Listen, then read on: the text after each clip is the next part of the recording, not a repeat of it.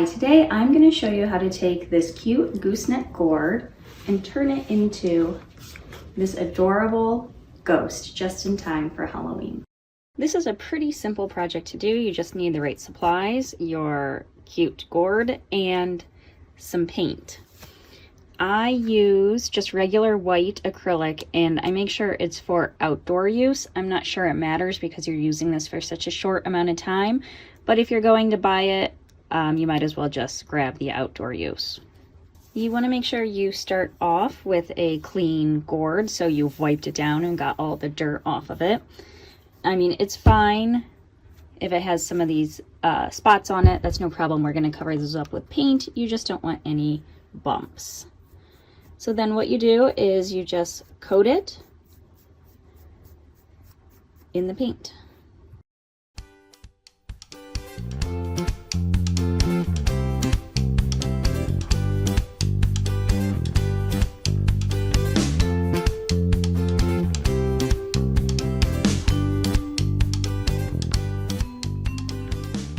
Okay, we have our first coat on. It doesn't have to be perfect. As you can see, mine's really streaky because it's just the first coat. Just make sure you don't have any globs of paint. Make sure your paint is smooth. It might be streaky, but make sure it's smooth. And what you're going to do is you're just going to let this dry. And then we're going to come back and we're going to put on another coat.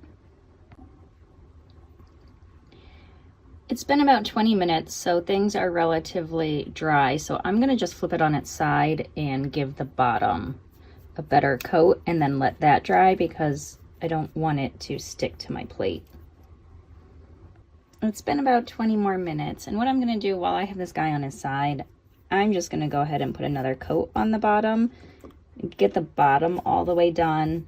I mean, the bottom doesn't have to be perfect, you don't see it, but you still want to paint the bottom to help protect the gourd from things like we have some very aggressive squirrels around our place, and even just, you know, moisture depending on where you sit it. So you do want a nice coat on the bottom. It doesn't have to look as pretty as the rest, but definitely paint the bottom. So I'm going to get the bottom done. That way I can set him up and work on him upright the rest of the time. So I think this might be the last coat I need on my bottom. So I've done 3 coats total on the bottom. I'm going to let that dry about 20 minutes and come back and then start on his body. Okay, it's about 25 minutes later. I want to make sure the bottom was good and dry. So now we can just go ahead and put another coat on our ghost.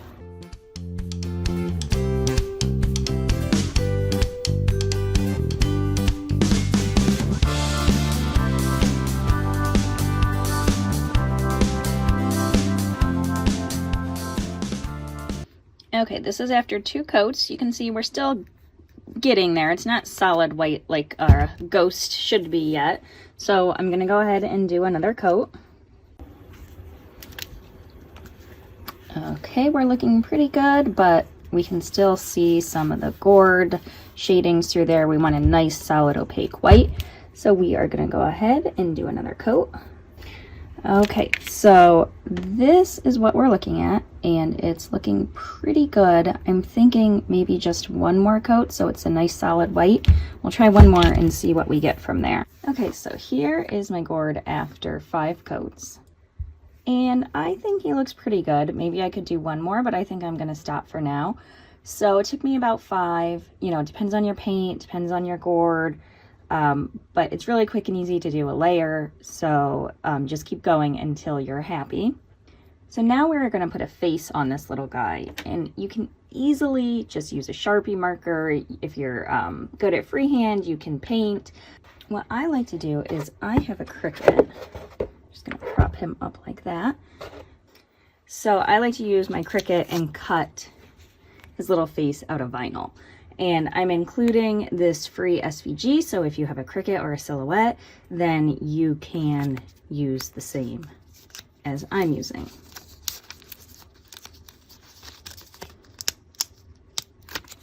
And I just use permanent vinyl.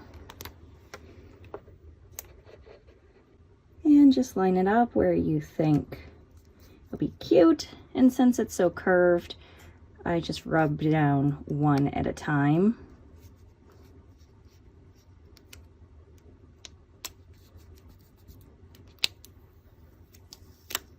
And you do want to make sure you're nice and dry before you either use your Sharpie to draw on it or put vinyl on it, because you don't want to pull this paint up. You want to make sure it's nice and dry. So I actually let it dry overnight before I added his face. Here's our cute little guy in the wild, but I'm gonna let you in on a huge secret. You don't have to redo this every single year. You can dry these gooseneck gourds out and use them indefinitely over and over. This guy's been dried out. He's really lightweight and you can hear his dried out insides rattling around a little bit. So this is my ghost family. They're about 8 years old. I pull them out every year. The secret to drying them out is just to take one of these gourds and put them in a well-ventilated area like a garage and leave them there for anywhere from several weeks to 6 months. My mom actually dried these out for birdhouses, and I found them and she was generous enough to let me take them and make them into ghosts. So if you're gonna do this more than once, I highly recommend taking the time to dry them out. I hope this has been helpful. Subscribe and like for more fun DIY craft tutorials. Happy Halloween.